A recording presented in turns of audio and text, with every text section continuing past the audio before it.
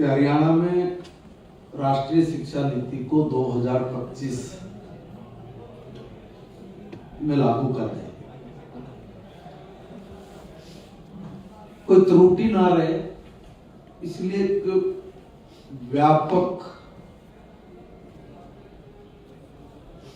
बात विचार और जनता के बीच तक, आम आदमी तक जाए।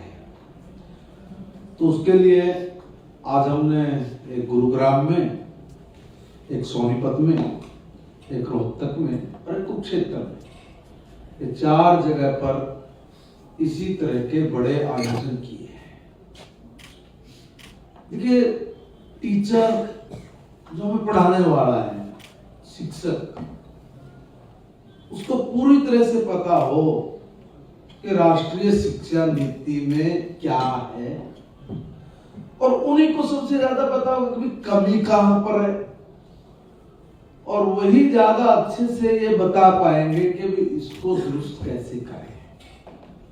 ये एडमिन बात हो गई, प्रशासनिक बात हो गई। मगर देश में जो बुद्धिजीवी लोग हैं, जो हमारे छात्र हैं, महिलाएं हैं, किसान हैं, शिक्षाविद अनेकों अनेक हैं, उन सब की राय मंशा, उनके सुझाव, उसके लिए भी हमने आज से ही आमंत्रित करने के लिए निवेदन किया है कि सब अपने सुझाव दें कि कैसी हो हमारी राष्ट्रीय शिक्षा नीति। आमूलचूल परिवर्तन जितने संभव होंगे सुझाव के आधार पर वो सब करें, अच्छे पाठ्यक्रम बने, हमारे देश के बलिदानियों का, शहीदों का इतिहास छुपाया गया, तोड़ा मरोड़ा गया, देश के ऐसे साइंटिस्ट जिन्होंने बुलंदियों को छुआ, ऐसे लोगों को पढ़ने का हम लोगों को कोई दिखता ही नहीं है। अनेकों अनेक ऐसी चीजें हैं जो हम लोगों के सामने नहीं आई, और जिससे हम लोगों को जो प्रेरणा मिलनी थी, हम लोग उस प्रेरणा से भी कहीं न कहीं जरूर वंचित रहे। इसलिए भारत के बच्चे को अपने इतिहास पर गर्व हो, वो गौरव के साथ अपने जीवन को जिए, इसी विषय को लेके नीचे तक शिक्षा विभाग जाएगा, और हर व्यक्ति का सुझाव, ऑनलाइन भी आजकल तकनीक का युग है, तो कोई वीडियो बना के डालेगा, कोई ऑडियो डालेगा, कोई ईमेल्स करेगा, कोई अपने विचार वो शिक्षा विभाग तक भेजेंगे। और इसमें मैं पत्रकार, छायाकार भाइयों से भी निवेदन करूंगा, देखिए, आप समाज के हर वर्ग को, हर तबके को टच करते हो, तो आपका विचार भारत में आपकी नजरिए से, आपकी दृष्टि से क्या बदलाव हो, आप क्या चाहते हैं, इसलिए खुले मन से जरूरत है। और मास कम्युनिकेशन, आपकी जो पत्रकारिता है, इसमें कहाँ क्या कमी, इसको कैसे दुरुस्त करना, सब कोई भी टॉपिक ना बदले, उस पर आपका विचार और संपूर्ण हरियाणा का विचार, यह हम कलेक्ट करने के लिए आग्रह कर रहे हैं, और उसमें आज से उसका हमने आगाज किया है। बहुत सारी चीजें यहाँ पे लागू भी हुई हैं। अभी कुरुक्षेत्र यूनिवर्सिटी ने उसको पूरी तरह से लागू कर दिया है। अब धीरे धीरे कुछ कमियां ध्यान में आ रही हैं, उनको दुरुस्त करने के लिए ये लोग भी अपनी तैयारी में जुटे हुए हैं। कुल मिला के आपके माध्यम से मैं ये निवेदन करूंगा कि राष्ट्रीय शिक्षा नीति पर लोग अपने विचार दें, रोजगार पूरक, नैतिक मूल्यों में समाहित, संस्कार युक्त हमारी एजुकेशन, ताकि हम लोग मनुष्य का निर्माण कर सके। शिक्षा का मतलब है मनुष्य बनाना, व्यक्ति निर्माण करना। तो व्यक्ति निर्माण करने के लिए हम लोग चाहेंगे कि हर व्यक्ति अपना सुझाव दे। इससे ज्यादा मुझे कुछ नहीं कहना। धन्यवाद, शुक्रिया। माननीय मंत्री जी, मेरा एक सवाल है आपसे। हरियाणा प्रदेश के 61 कॉलेज को नोटिस जारी किया गया है गलत कोर्स लागू करने को लेकर, इसी एनईपी को लेकर। देखिए, अभी शुरुआत है। हर चीज में कभी भी नेगेटिव दृष्टिकोण से शुरू नहीं करना चाहिए। मेरा एक निवेदन है, देखिए आज पहली बार एक अच्छी चीज को शुरू करने के लिए पहल की है। कभी किसी ने इस बारे में सोचा भी नहीं, किसी ने सोचा भी नहीं है, और हमने इसको बड़ा प्रैक्टिकली 4,000 5,000 लोगों के साथ, आप मान के चलिए कि 15 से 20,000 टीचर्स, स्टूडेंट्स और जो ऑनलाइन या दूसरे तरीके से जुड़े हुए तो अलग है। देखिए कुछ खामियां हैं, आप ये मांगी हैं, आप यहाँ भी आई है ना बात सामने निकल के एक दो बार, मगर इन चीजों को ध्यान में रख के सब चीजें व्यवस्थित हो, ठीक हो, इसी के लिए तो सुधार मांग रहे हैं। ये सब चीजें मिलेंगी, कुछ कमियां हैं, रहेंगी, इनको दुरुस्त करना ये रिस्पॉन्सिबिलिटी को दुरुस्त करना। मंत्री जी, नई शिक्षा नीति 2025 में आप लागू करने जा रहे हैं, क्या उम्मीद की जाए कि हरियाणा में खासतौर से सरकारी स्कूलों में एजुकेशन का स्टैंडर्ड इतना बढ़ जाए कि जो सरकारी कर्मचारी हैं वो भी अपने बच्चों को आप पढ़ाना शुरू कर दें, तो उसको लेकर के क्या वाइज है? देखिए मैं एक बात बताऊंगा, शिक्षा मेरा जन्मसिद्ध अधिकार है और मैं शिक्षा कहीं से लूं ये भी मेरा अधिकार है। कोई जरूरी नहीं है कि मैं सरकारी स्कूल में पढ़ाऊंगा, मैं नहीं पढ़ाता, ठीक है, स्वतंत्रता का अधिकार है। लेकिन इसमें मैं एक निवेदन करूंगा, हम तो लोगों से अपील करेंगे कि देखिए हमारे पास, सरकार के पास मजबूत तंत्र है, हमारे टीचर बहुत अच्छे हैं, हमारे पास इंफ्रा बाकी काफी जगहों से बहुत अच्छा है, हमारे टीचर अच्छे हैं, इंफ्रा अच्छा, वातावरण अच्छा है, सब तरह की सुविधाएं हैं। अपील करूंगा मैं आपके माध्यम से कि जहां एक तरफ हम लोग ये कहते हैं कि एजुकेशन बहुत महंगी हुई है, वही हम कह रहे हैं कि इतनी अच्छी व्यवस्था है, आप वहां पर आइए, महंगेपन से बचिए। क्या जरूरी है, अब मैं जब किसी चीज के विवाद में नहीं पड़ूंगा, हम अपनी व्यवस्था अच्छी देंगे। जैसे कई जगह से मुझे एक बात निकल के आई कि भाई सर हम लोग एडमिशन करा दें, मगर बीच में कई बार टीचर ट्रांसफर हो जाती है, कई बार सिलेबस पूरा नहीं हो पाता, दिक्कत आ जाती है, कई बार मजबूरी है कि इसमें बहनों की संख्या ज्यादा है तो सीसीएल वगैरह होती है। जो चीज है जरूर है, मगर इसकी हमने गारंटी दी है कि टीचर की कोई कमी नहीं रहेगी।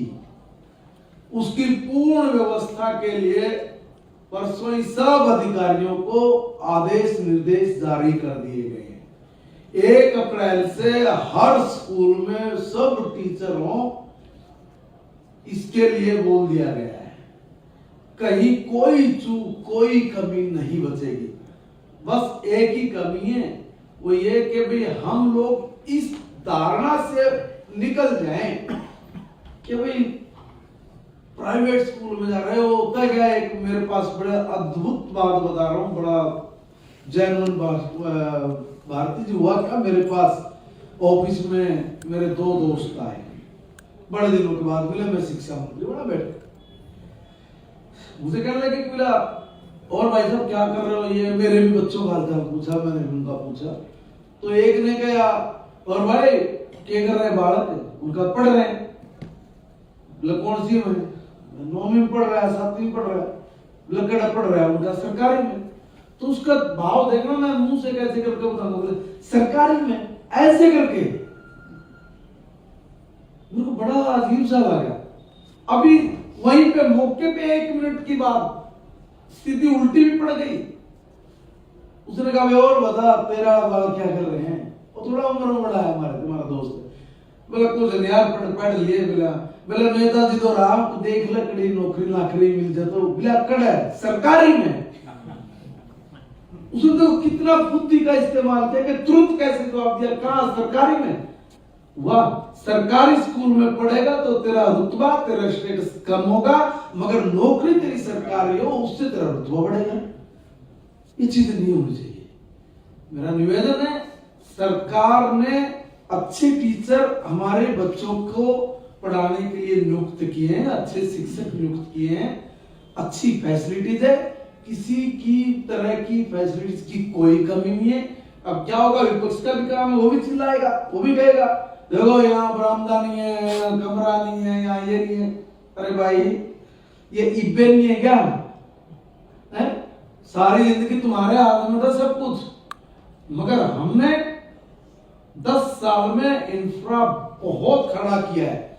कहीं थोड़ी बहुत चूक भी है, उसकी जो रिक्वायरमेंट आ रही है, मैंने तो उस रिक्वायरमेंट को भी पूरा करने के आदेश दे दिए। हमारे एसीएस साहब बैठे, इनको पता है, हमने कहा कहीं कोई चूक मत छोड़ो।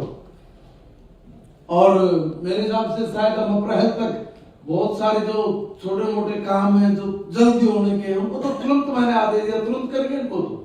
और कल परसों मुख्यमंत्री जी ने जब शिक्षा विभाग की मीटिंग ली है, उसमें साफ निर्देश दिए हैं, बिना किसी कमी के, जो कमी जो अभाव हमने पढ़ते हुए देखे हैं, हमारे बच्चे उस अभाव में एजुकेशन ना लें, इसको फोकस करके हमने अपने काम को गति देने का निर्णय लिया है।